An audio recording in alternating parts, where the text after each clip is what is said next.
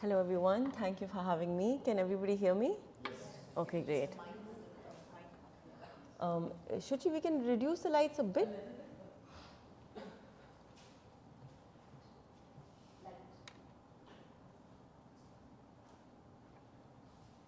Yeah, maybe then the images, yeah. So after Indu's incredible talk, I hope I can hold up to that amazingness. Really, I think every time I hear another woman who's working in the arts speak about her work and her challenges, it's really something that I think I carry with me while I go forward. So thank you so much, Indu. And I think as for my talk, maybe we can keep it a little bit more conversational. I don't have to talk at you so much. I don't have that much knowledge to share. But if you have a question at any point about anything, please feel free to ask me, and I would love to chat more about it then, instead of just right in the end. It can be a bit more casual if you like. So I'm going to speak about two of my long-term projects in this talk. One of them is a self-published book that I took out in April 2022, and the name of the book is Har Sham Shaheen Bagh, which essentially translates to Every Evening Belongs to Shaheen Bagh. And I don't know if many of you are aware of the Shaheen Bagh movement. I'm sure a lot of you are. I don't know if some of you had the opportunity to visit the protest site in New Delhi, but if you didn't, I hope that my book, which also I have with me, and I would really encourage you to see afterwards, because there's nothing that can replicate the feeling of going through a book, of course, but I'll speak a little bit about this body of work. I'm just going to play a sound piece for a couple of minutes. It's a sound piece that I make, which is an 8-minute long sound piece from field recordings from the site, but I'll just play a short version of it so we can really, it really gives you an idea of what the protest felt like on a daily basis.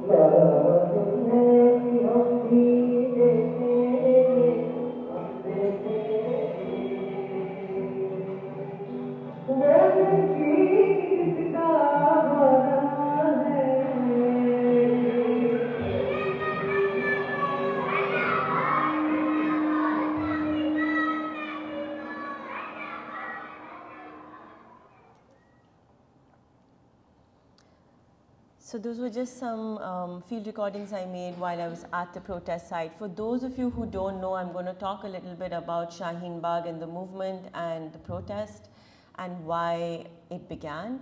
So the Shaheen Bagh movement essentially began in December 2019 in New Delhi, which brings us to actually 5 years of Shaheen Bagh just about now.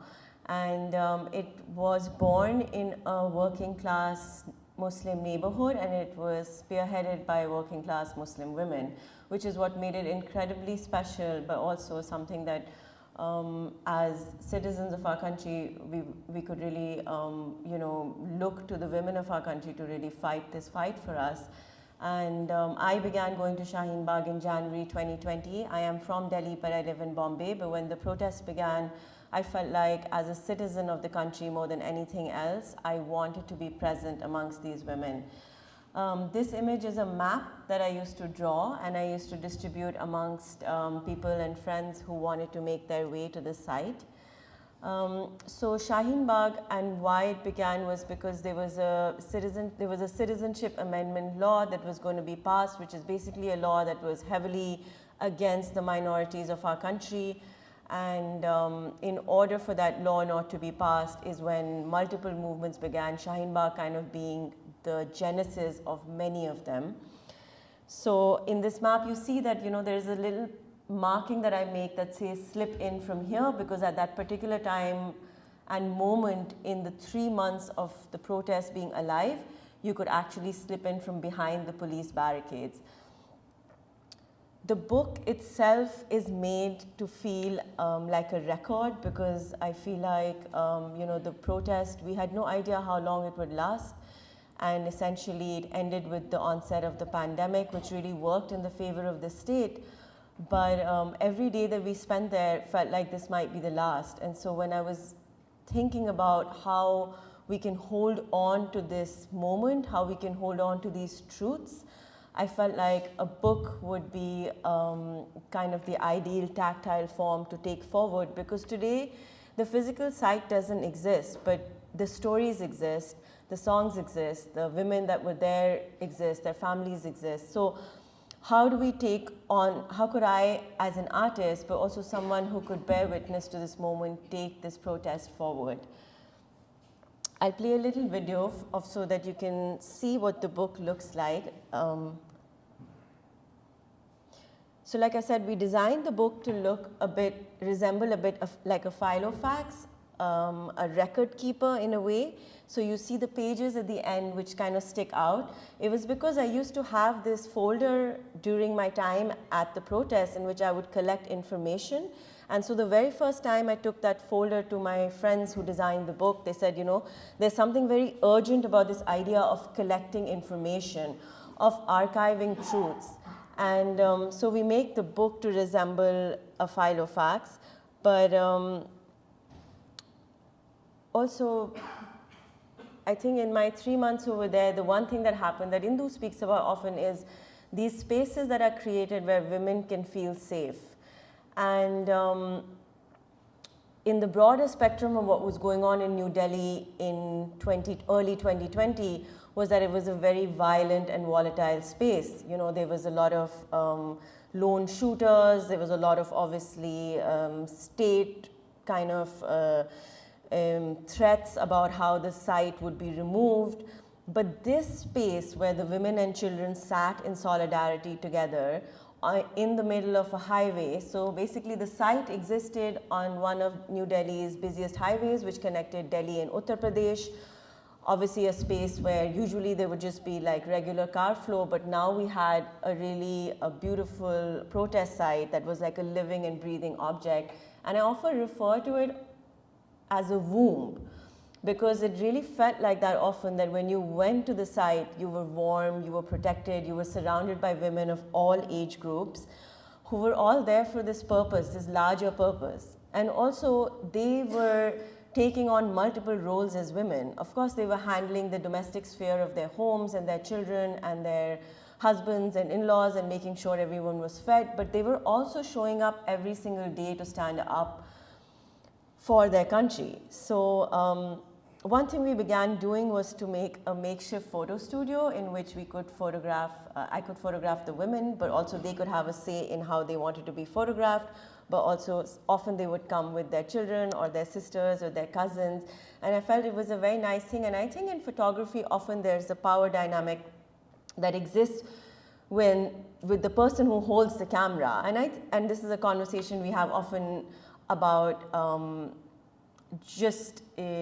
photography in general, and how can we as artists and photographers share or shift that dynamic. And so in this case, the one thing that I wanted to do was to be able to make this work with the women. And I often say that this work actually belongs to the women of Shaheen Bagh, and I was able to be a vessel to share the work, but really it's their stories and it's their resilience and their solidarity that comes through within this work.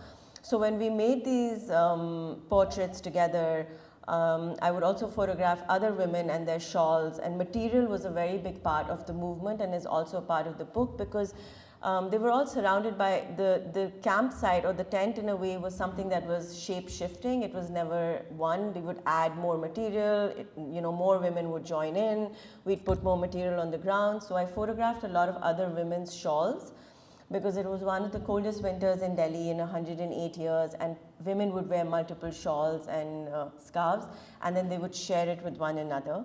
And so we layer it on top of other women's shawls to show that sense of warmth and camaraderie that existed within the site. I was lucky to be able to spend 3 months, those 100 days, while the protest was alive, and there was so much happening around us. So I would visit the site at different times of the day and night. And I really encourage you to look at the book, because when you look at the book, this is a page that actually folds out. And so another thing that we began doing is I would make some Polaroid images, and I would give them to the people I photographed, and I would keep one of them.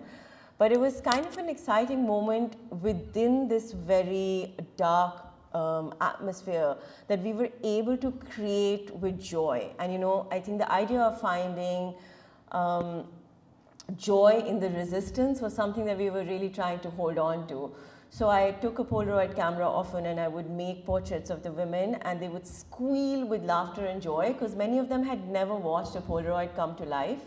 And so it was the first time that they were seeing an image come to life, and they were so excited. And then they named me Jadoo Ka Kagaz Wali Didi, which is the woman who has the magic papers. And there was something really beautiful about that, but also the fact that they could take this Polaroid home, and then they could show it to their grandmother, who they would bring the next day and say, she really wants to have her own Polaroid made, or I want my sister to have a picture taken. So we built this kind of joint family, we're in this together. We're very much here standing up to the state, but we're very much here holding each other's hands. And there was a sense of intimacy while we made this work that I think took me also a long time after we went into lockdown to really get my head around how I wanted to make a book. So this is another page that folds out, and it basically shows you the passage of time. So over the course of 3 months, I photographed the same police barricade day in and day out. And you see the kind of remnants that people leave behind, and how it's quite pristine at the beginning of the 3 months, and then of course things change. So this is the first time you see the protest site in its entirety, and you see it from the perspective of the children. This is a painting made by Sameer Kulavur, who's my friend who runs Bombay Duck Design. Sameer and Zeenat designed my book. They're young sibling design house, and also were very prevalent at the protest site themselves. When I was putting this work together, I felt like I wanted to be able to work with people who had witnessed the site themselves, because it would be very hard to replicate that feeling of what we were going through, those emotions, without having been at Shaheen Bagh. So Zeenat and Sameer are incredible artist duo, and this is a painting that Sameer makes when he visits the site, and for the first time you actually get this macro view of the site via the children. So there used to be a makeshift creche that was run by the Jamia students, where the children of the mothers and the grandmothers who were sitting in vigil at site could then sit and draw and learn, so that the protest could go on. I think that we forget that in India often when we talk about protests, we're talking about 24/7 protests, unlike anywhere else in the world where you have the option to go to protest and then come home.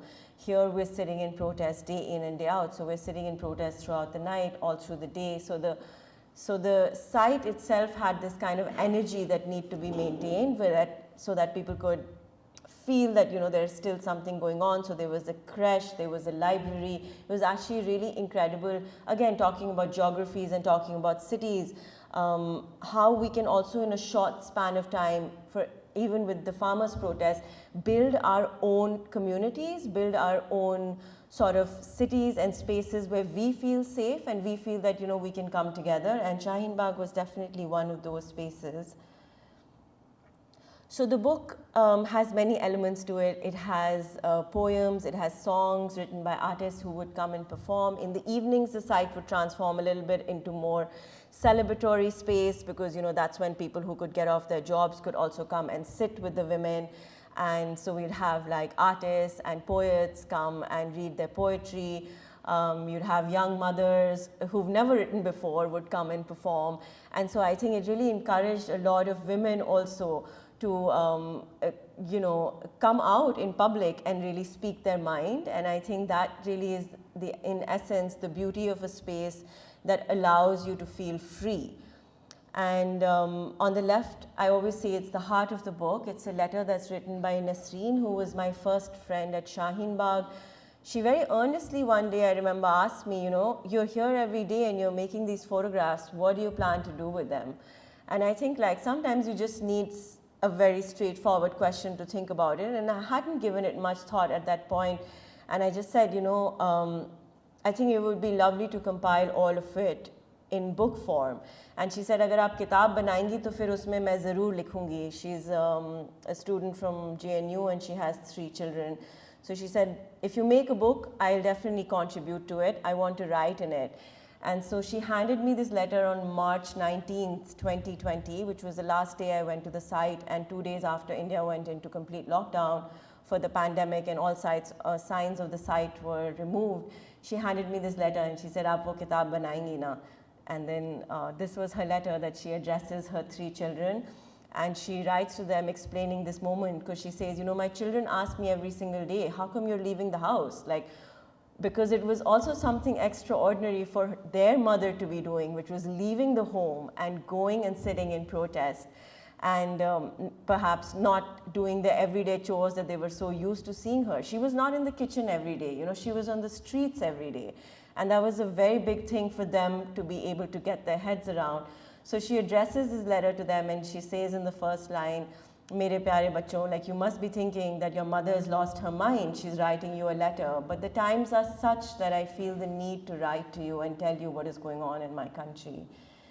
And on the right is a drawing made by one of the children who sits at the creche. And I think even for me, there were a lot of learnings while making this work. When I first began making the work, I thought about it as something that I was like, okay, I should make this book. But when I sat with it during the pandemic, I realized that this book, like I said before, is not mine. So the book has to encapsulate the moment. The book must tell the story of Shaheen Bagh as truthfully as it can. And if that meant, having drawings, having letters, all of that, all the ephemera that I collected over the time had to make its way in it. Everything in the book comes from the site. There is nothing that I included that came later. And so again, these were decisions that I thought while making the work that, how can I hold myself responsible to this act of truth-telling in a time when we're so deeply surrounded by misinformation, in an India where things are so affected by fake news. How can I, as an artist, really present the work in a way that felt the most genuine and truthful? This is a letter that's written by Amir Aziz, who's a wonderful poet and writer who kind of writes the anthem during those times. The song is called Sab Yaad Rakha Jayega. Underneath it is a picture that I make of the sky above Shaheen Bagh one day, when a very rare day where the sky was blue, because usually it was very grey and rainy and exceptionally cold. And so I photographed the sky above the site, and then I layer Amir's poem on top of it, in which it has a very poignant line which says, Tum zameen pe zulm likho, asman pe inqilab likha jayega. Which means you can commit all the crimes you want against us on ground. We will write about the revolution in the sky. And so it just felt like the right fit to layer on top of this photograph. But also, if there are any questions about anything, please feel free to ask me. The book was self-published because I don't think I had an opportunity to be able to, the work is essentially quite political, and it was quite hard to get somebody to put their name behind it, even though there were many people whose hands went into making of this book. I had to self-publish it. And I think the one thing that I believe is that self-publishing itself is a form of resistance, and we must find more ways to archive our own stories.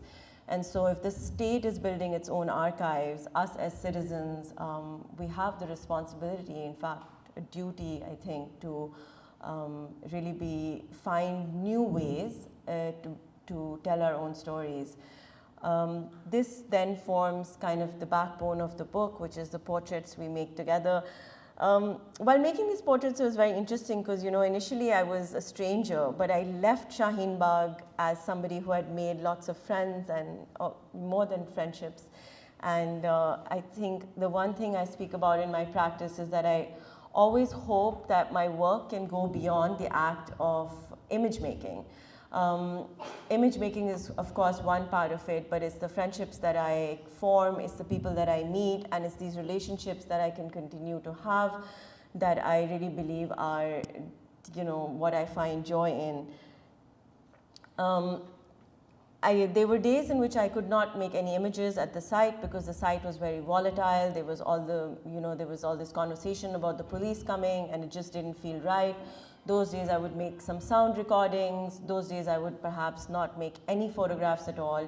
And I think that's also something that us as artists and photographers are cognizant of, that, we're working in times when we have to really kind of, especially when you're in a protest site, you have to just work with what feels right in that moment. But many days I would go late at night, I would make images, I would sit with the women, we would have tea, we would share very personal stories. And they would say, "Aaj aap tasveer nahi lengi, you're not going to ask me to take a picture," and we would. Or they would come back to me the next day and say, "I didn't wear my best shawl yesterday." So fashion became a big part of it too. And it was just like so many small ways in which we could really hold on to joy and those acts of kindness that made Shaheen Bagh really special.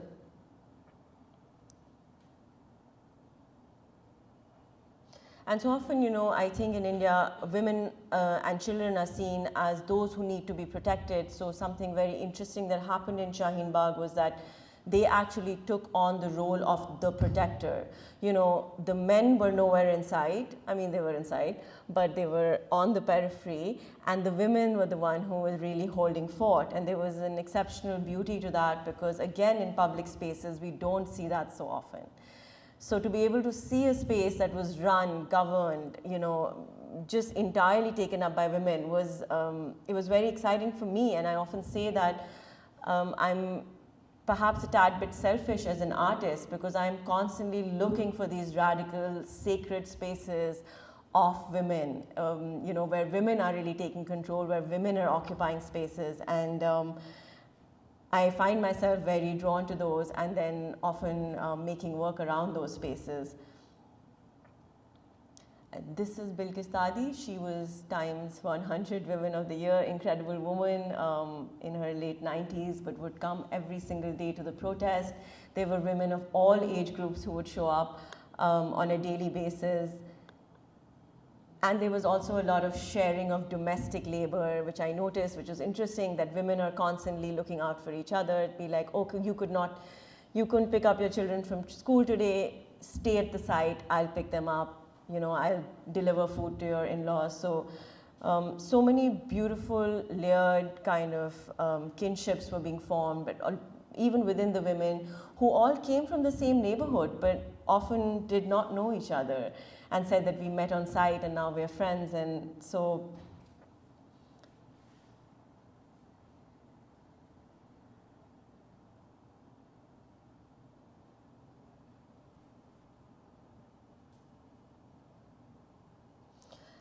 so at that point, I think in the media, we were seeing a lot of stories of Shaheen Bagh, which showed you a very different image of what was actually playing out. Of course, that narrative was entirely different. These women were demonized, they were being paid, they were anti-national, I can go on, but that was kind of the narrative that was state-driven.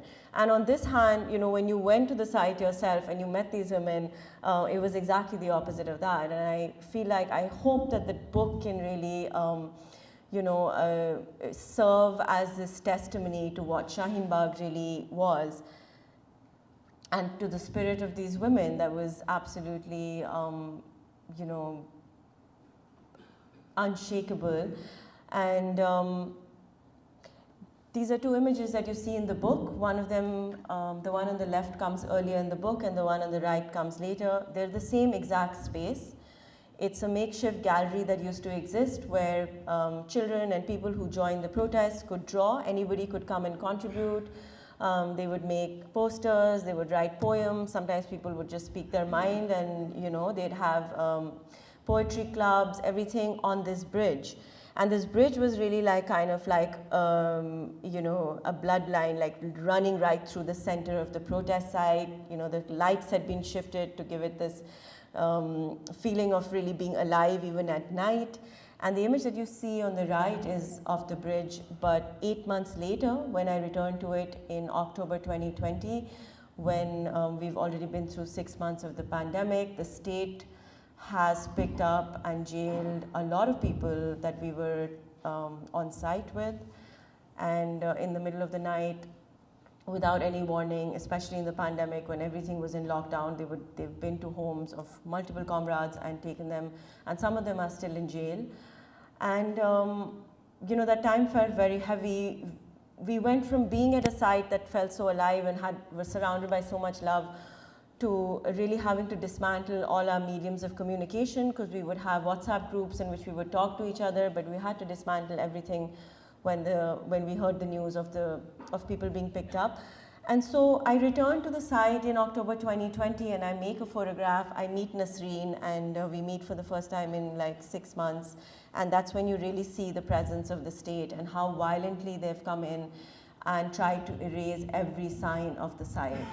And I think in Hindi there's a phrase that says, "Tumne hamara muh kala kar diya," which literally means you shamed us. And I think when I see this very like black ink violently, like just coming and like painting over all signs, it's like the state is trying to tell its citizens that you shamed us. This should have never happened. What happened was entirely the opposite. Citizen protests have been the life of our country in a way. We were born from non-violent protest. Shaheen Bagh very much sits in the legacy of non-violent protest, and it was actually really heartbreaking to go back and see this kind of erasure. And I think this book really, what I wanted to do was to be able to stand up to that erasure. At the end of the book, we translate all the text in Hindi, English, and Urdu. We use a paper that actually I saw in Indu's presentation. Is the pamphlet paper in which we used to disseminate information. So at the end of the book, we use this paper, which is a very thin blue sheet, in which we used to pass on posters and other things during the site, and we translate it all in Hindi, English, and Urdu, and all the Urdu translations are done by Nasreen. So I work with Nasreen while making the book, and her contributions along with all the other women. Obviously the work could not have been made without that, but in April 2022 during Ramzan, I take the book back to Shaheen Bagh. And the book cover is a simple cream kala cotton. It's hand woven material. It's also a material that's woven by women in India, in Maheshwar. In February 2022, when the protests were very much alive, I went to Maheshwar, and a lot of the women who were weaving there were Muslim, and we had a conversation, and they said, "Aapko pata hai Shaheen Bagh mein ye ho raha hai?" And I said, I've been in Shaheen Bagh. And they said, we can't be there physically, but we really want to tell our sisters that we are with them. And at that moment, I thought that there are so many women across the country who feel this way. Is there a way for me to incorporate their labor within the book? So I source all the material from Maheshwar, from an NGO called Women Weave, which is a primarily Muslim women-led NGO where they weave kala cotton, and I use that to cover, in a way, just wrap the women of Shaheen Bagh in it. Here's some BTS. I lost my phone. Actually, my phone was stolen in Berlin in 2022. No shade, that's just what happened.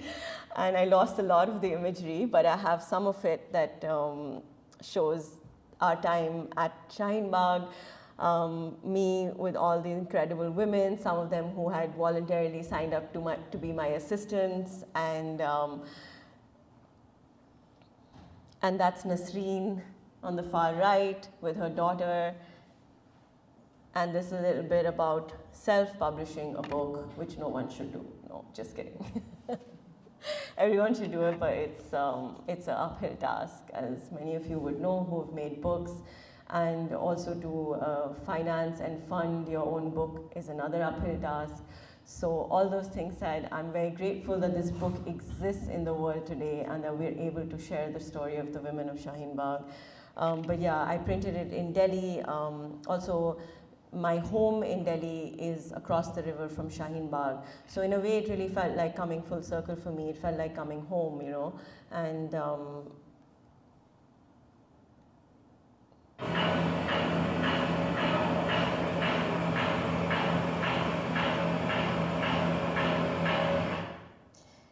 And so these are some of the images of our iftar gathering with the women of Shaheen Bagh on the right when we took the book back, and I still remember one of them telling me, "Thank you for making us a family album." And that's when I really thought that, you know, it's those moments that you're like, okay, this might be worth it, because in today's India, I think we need so many more ways of making family albums, of really reminding us, all of us, that our family exists beyond our blood relatives, you know. And I think this book being called a family album felt really good. We can have some questions about this project now, or we can have them after, or whatever, everyone. After? Okay. So this is another project that I'll speak about. Again, it's a long-term body of work. Shaheen Bagh essentially was not so long-term because I spent 3 months at the site, and then I spent 2 months of the pandemic years making the work, really surrounding myself by the work and thinking what's the best way to compile it. Champion, on the other hand, I began making in 2015. It began by a chance meeting. I was at a physiotherapy center, so, you know, I think anywhere can be a place where your next project might ignite, or so, you know, you never really know. I went for physiotherapy and I met a young wrestler in 2015, and I was absolutely kind of taken by her presence, and I asked her if we could speak some more. And then that turned out to be Geeta Fogart, who's one of the wrestlers who represented India in the Olympics a few years ago. And she said, "Oh, you're so curious about what I do, why don't you come to the camp?" And I said, "Oh, I would love to." And she said, "Sure, then I'll see you in Lucknow." That was an invitation that I took quite seriously, but I think in photography, as many of you know, one thing is making the images and one thing is access. And as much of importance as we give to making the images, I think perhaps one thing we don't speak about so much is gaining access. And not just gaining access, but like being able to form a relationship with the people that you're photographing.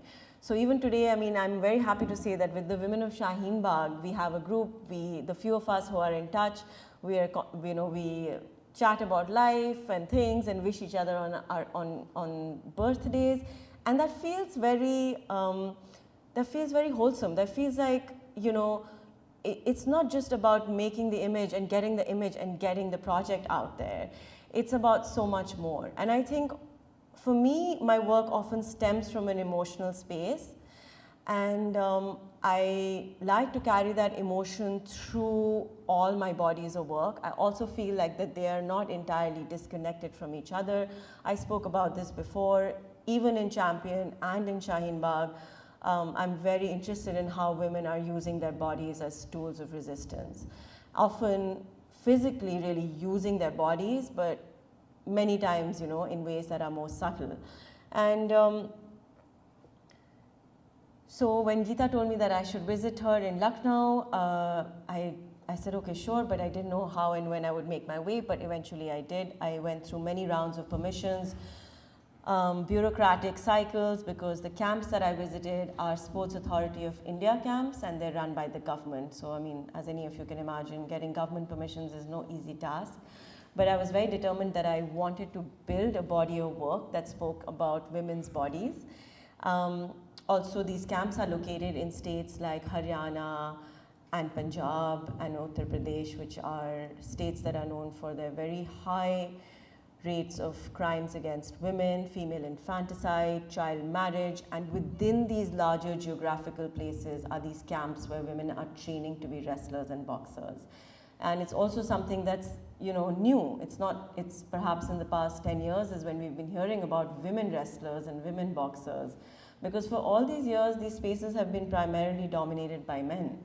And for women to actually enter the arena as such and to be able to prove themselves is something that I found really exciting.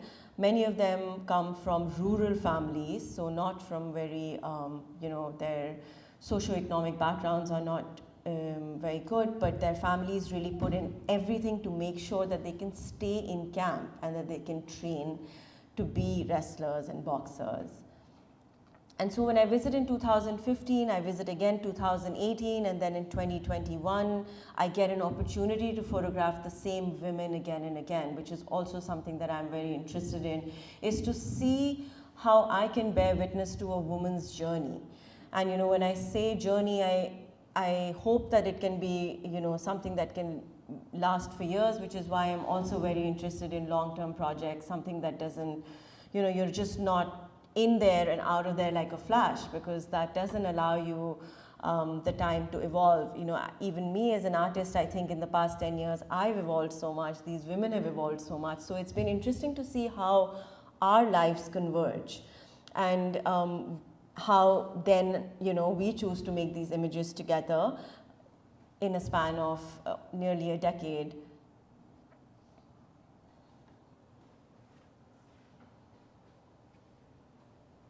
So the black and white images are interspersed with some color images which give you an idea of what the interior spaces of these camps look like.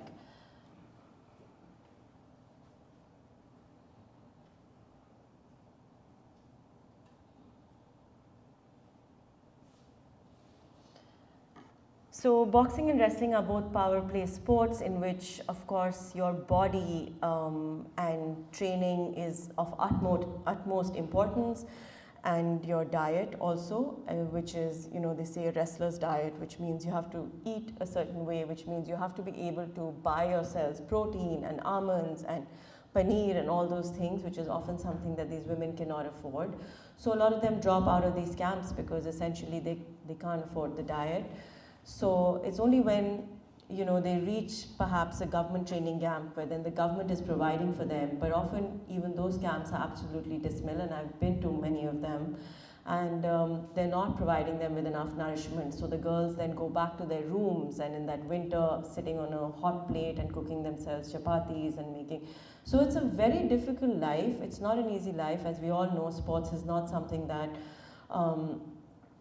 comes without its hurdles, but I think that glory, the one question that I would ask them that what is it that you want? And I think across the board, each one of them said, it's that medal.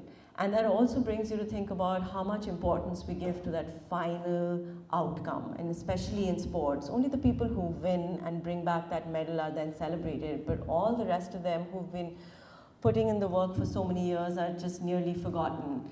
And so I also felt like this was my way to speak about sports in itself and how, there's a certain toxicity involved in this idea of being a winner and who really qualifies as a champion.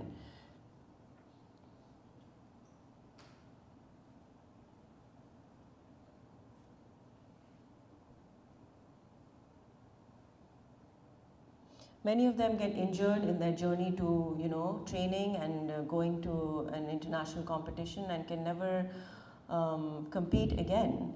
And so it's also, extremely heartbreaking, frustrating often for these women, wherein they put in years of work and then they have an injury and they're absolutely out of action, and they can't, their dream, cannot be fulfilled, and they often then become trainers themselves, start camps for other women, which also I've visited.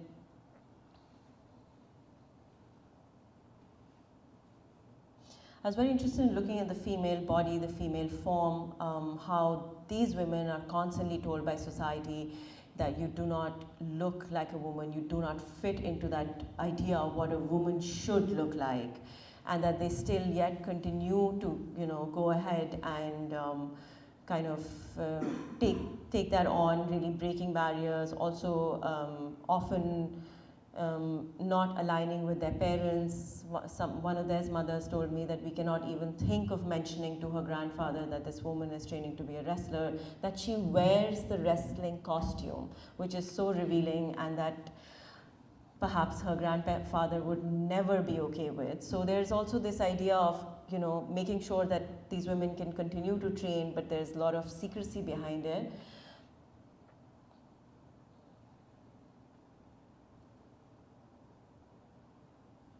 So while making the portraits, often even with my Shaheen Bagh portraits, I also ask them, how would you like to be photographed? When is good for you? Would you like to be photographed alone? What costume or outfit would you like to wear? And then many times they decide that I would like a partner, I want my friend. So this image was entirely directed by Indu actually, and she said that I want to be with my friend, and this is how we, when we wrestle, we have these certain moves, and so they kind of enact this. It seems almost play-like in a way, theatrical.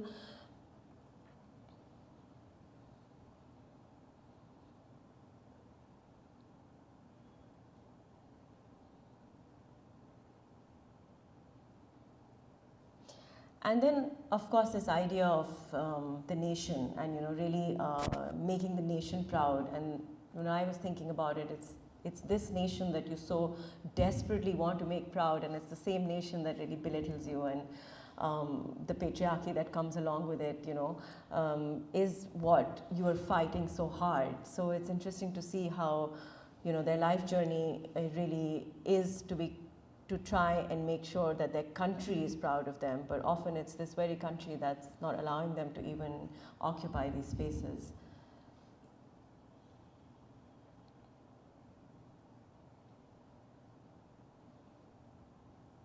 This image is of Sakshi Malik, and on the right is Vinesh Fogart. These two young women I photographed in 2015, and I photographed them again in May 2023 when they sit in protest against the head of the Wrestling Federation of India. I also felt that it was very important for me that when I am documenting these women's journeys, I'm not just there for them when they are at their prime and they're at the camp and they're training and their bodies are at the best. I'm able to tell their stories in its entirety. And when I heard about Sakshi and Vinesh sitting in protest in Delhi, I immediately flew there and I said, I have to be able to also document this part of their journey. And so this is when they're in camp in 2015, and I'll show you some images. Yes, and now we come to when they are sitting in protest in May 2023. It's incredibly hot. It's over 45 degrees in Delhi. They're outdoors in Jantar Mantar, and the first image I see when I go to the camp is a poster, and it's this poster that says "Champions in Tears, Justice for Wrestlers."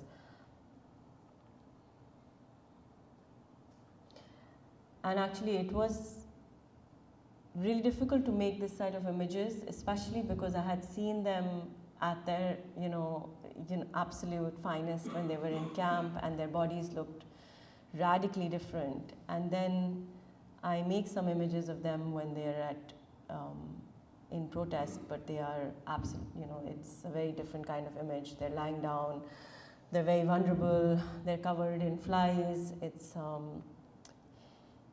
But I felt it's very important to be able to talk about the fact that it's these same women who are bringing glory to the country and who are training to be wrestlers and boxers, who are also then using those same bodies to sit in protest and really fight for what they believe in.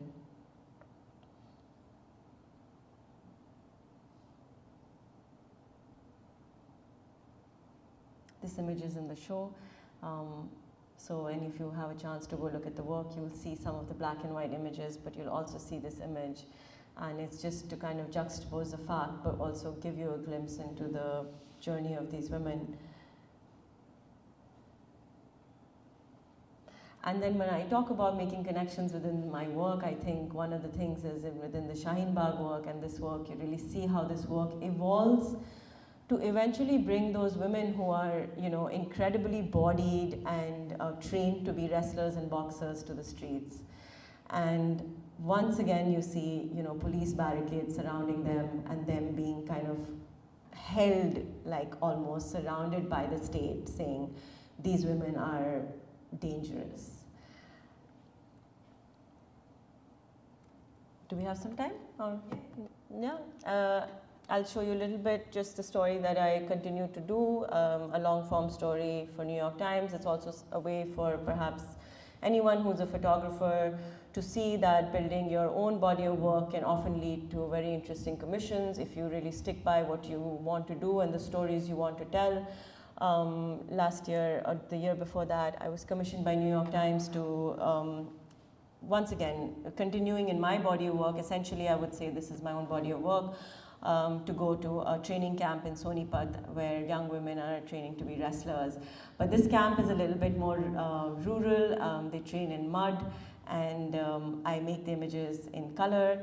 I think the one thing I say about technicalities of photography is that I really don't ever think about what camera to use. For me, the story always comes first. So, whether you're telling a story with an iPhone or you're shooting it on the best camera, it's really, it really doesn't matter, because I always believe that it's only about the story. And so in this case, I'm able to shoot some film. And I was very happy that eventually this work could be displayed in the National Portrait Gallery, and I had an opportunity once again to speak about these women's journeys. And at that point, they had been in protest, so even though the protest imagery wasn't shown in the text, I made it a point to write about the fact that these women's lives are not unidimensional, they're multifaceted, and they are doing, they are training their bodies, but they're also sitting in protest.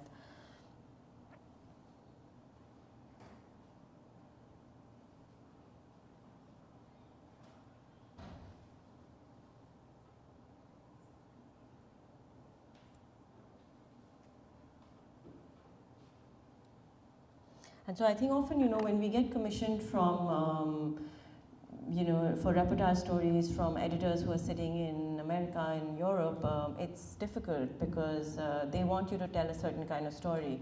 So I think it's very important as artists who are working on ground that we stand our ground and we say, that might be a story that you want me to tell, but that's not the story I want to tell. And if I want to tell the story, I must tell it in this manner. And I think that's something I've just learned over the years, that it's crucial. It's actually, living and working in a country like India, making work that, for even the Shaheen Bagh work, I didn't want that work to feel nostalgic or romantic. I very much wanted it to feel urgent. It's necessary. It's something that we are facing today. It's not today that, oh yeah, great, we're all good, we are living in a fascist state and we must fight, we must, channel our rage and our anger, as Indu has done brilliantly. And so I keep coming back to your talk, I'm a fangirl. It's because I see that there's ways to really take those emotions and to bring them on ground, and so even when I was approached for this story, there were a lot of different routes we discussed, and I said, no, if I'm going to tell this story, especially because it belongs to my larger body of work, I must tell it in a way that I would like to.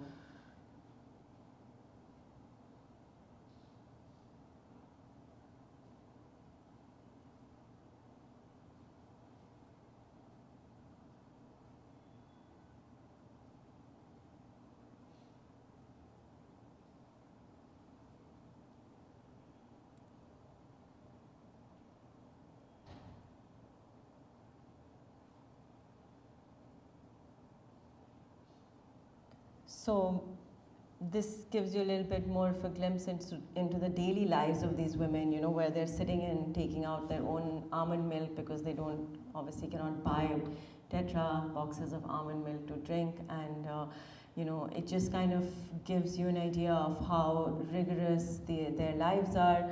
From training for 4 hours in the morning, their bodies need equal amounts of rest. So essentially they wake up at 4 a.m., they train for 4 hours, they eat, and they cook their own food in this akhada. They don't have anyone to cook for them, and then they rest their bodies and they train again.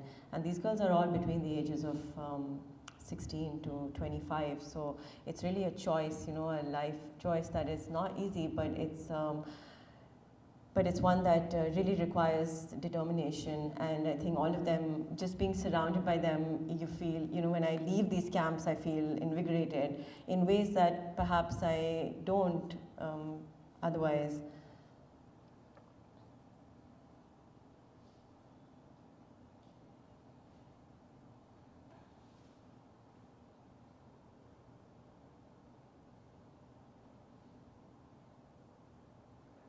So this is the mud pit that they train in, where they dig. It takes about 2 to 3 hours to dig the mud pit before you start training in it. So that's an intense workout already. And then they train in for the rest of the day.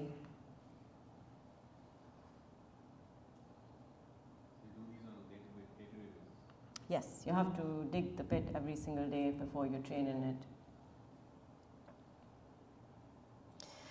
Okay, I'll end there, but I would just, yeah, if anyone has any questions, we can chat, or yeah.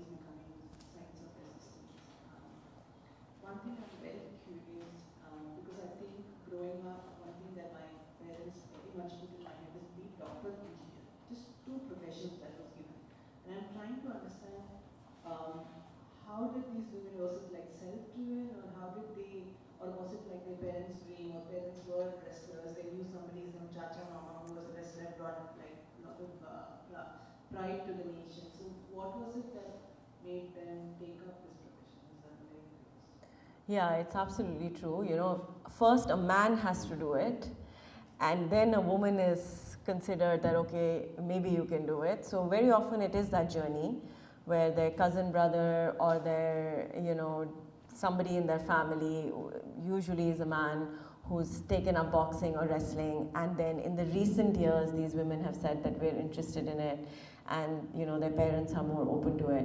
But also there are many stories of women wanting to do this, because I've also been spending time in these villages, and there's so many more women who would like to take up this profession, but it's an absolute no-no from their families. You know, it's we cannot even think of sending you down this path. And I think, you know, the fact that this entire incident with the Wrestling Federation of India happened, it's not something that's going to be, you know, helpful in other people allowing their daughters to go, because it's like, oh, but you know, your coaches are assaulting you. And this has been a case not just in India, I think world over. So again, you know, this idea that in the end, when someone asks you a question about the geographies of the city, it really comes down to that again. Why are there not more women in sports? Why is the Wrestling Federation of India not a woman? Why is the head coach for wrestling not a woman?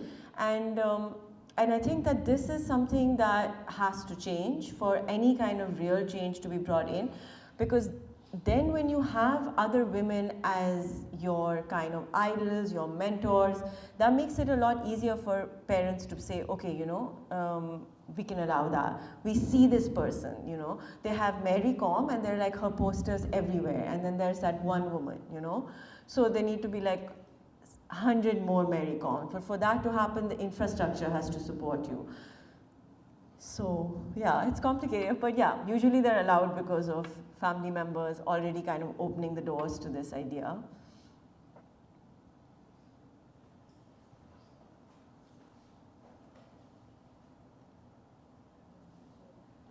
I'm from Coimbatore, and when the protests were happening, there was a protest back in Coimbatore that was happening too. And I went there, and the first time I went just to see what is happening, and I want to support.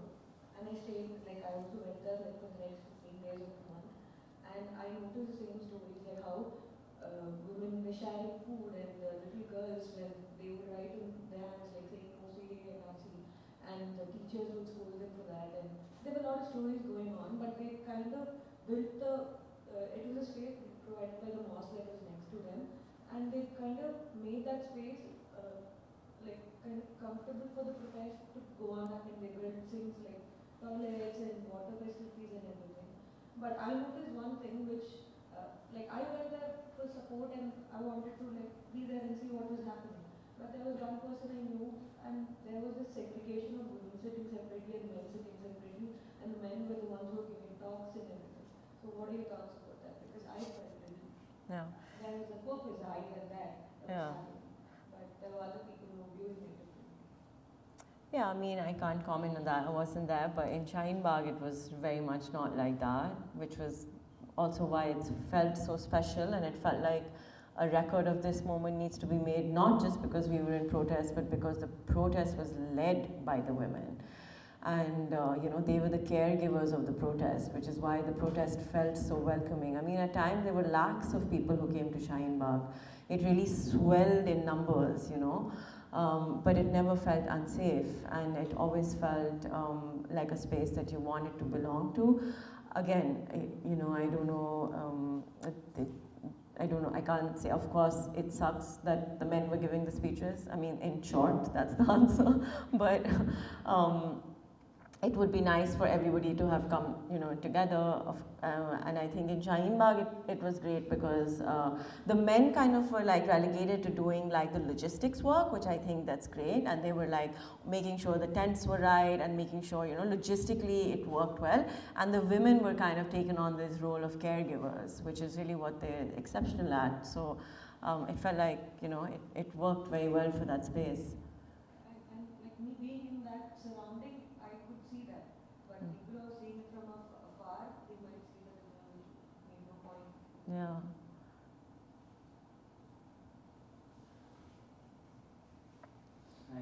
I have two questions for you. One is regarding the champion tour.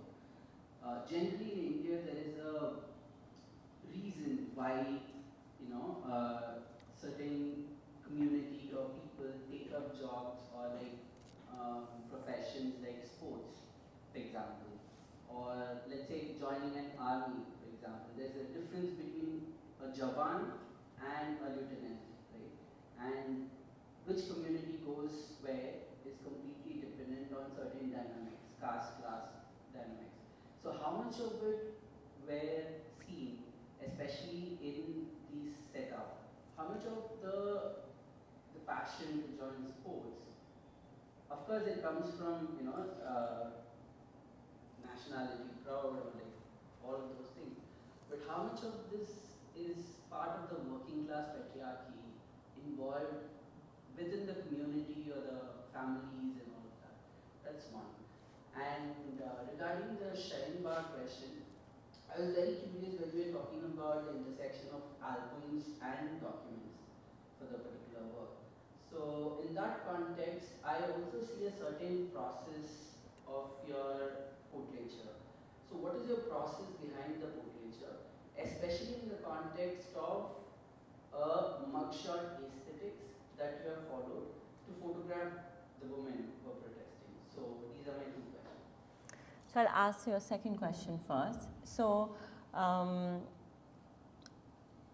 you know, when there was a lot of imagery coming out of Shaheen Bagh during the time, I noticed that the imagery was made by a lot of male photographers who were journalists who were going there.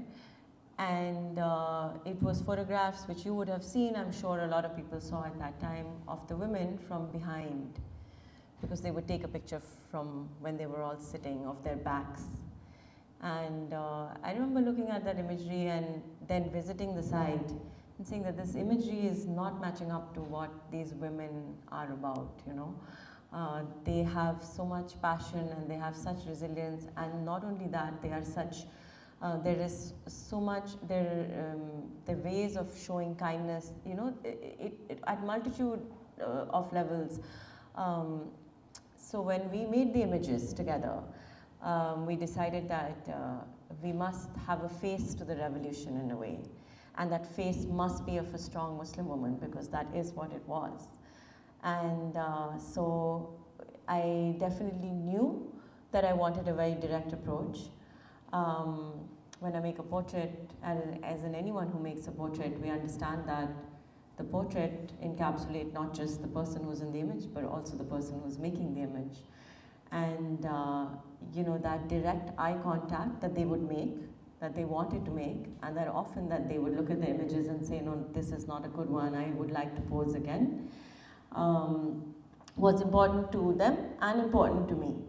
So I think it was more of something that we began doing together, and some of them would choose to wear their niqab, their burqa, and some of them would very much want their faces in the image, and that was a choice that they could make. And some of them often would not want to be photographed too. I mean, that's also a part of making work. And I think the idea of spending time at a protest, like since I went in early January and I was there till end of March, gave me an opportunity to also form these connections with the women that I spoke about earlier. So if in January someone said that they were absolutely against having an image made, often in a year, in like by February or something, they would say, no, I want to make a mark. I want to say that I was here, so I would like to be photographed. So I think this time also gave us this opportunity to be able to create together and think about how we wanted to portray the women. Yeah. Okay, this first question was about the patriarchy. Yes. So I think, you know, interestingly, sports is a great leveler in a way, right? It's perhaps weirdly also democratic to the extent where there is an aim, there is a goal that is to be achieved, and that is, you know, to win or to make the nation proud, and that kind of levels this, the caste and class a bit. I don't know if that's good or bad, but that is something that exists. So when I am in Haryana, often, you know, these women are coming from Jat communities, and that is something that has been around within their communities, you know, sports training, akhada training, and so, you know, it's not that you know, that doesn't exist. It very much, I'm sure, and also there's so many nuances to everything, and I don't think I'm the right person to comment on that entirely, but I think that within this sphere, there were women from Assam, there were women from Rajasthan, and it kind of just brings you to the fact that, you know, if you can prove yourself, then you can kind of bypass that caste and class segregation, which is also the interesting thing about sports. So yeah, I hope I could answer your question. So I have a question. I was wondering, when we saw Cecilia in your work earlier, her life changed a bit, or massively, I can't tell, but it changed in a way with a positive outcome. So she's like a superstar now and treated like in a very special way and different to that before. How did the life or the perspective on these women change for them after you photographed them?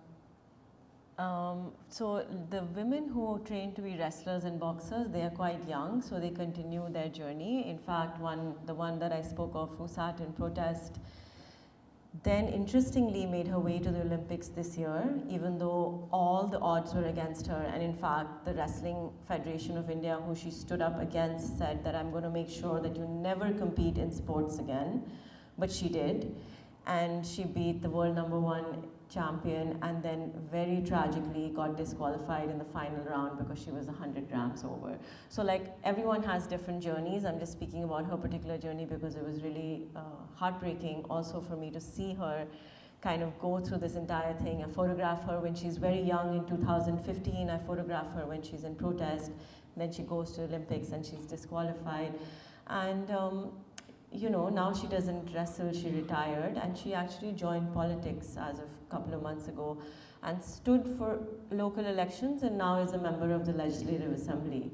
So again, not everyone's journey, but just one woman's journey, and it's a very inspiring journey because you really see an arc in her, how she really made her way from just a young girl from Haryana, and today she sits in the Legislative Assembly, which gives her the power to really make decisions that are important, and especially for young women like her in Haryana, because she won from her constituency, which is Jalana.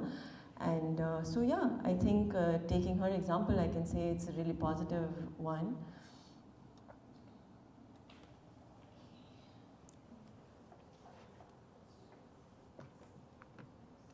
Thank you everybody, thank you for hearing me, and go see the show.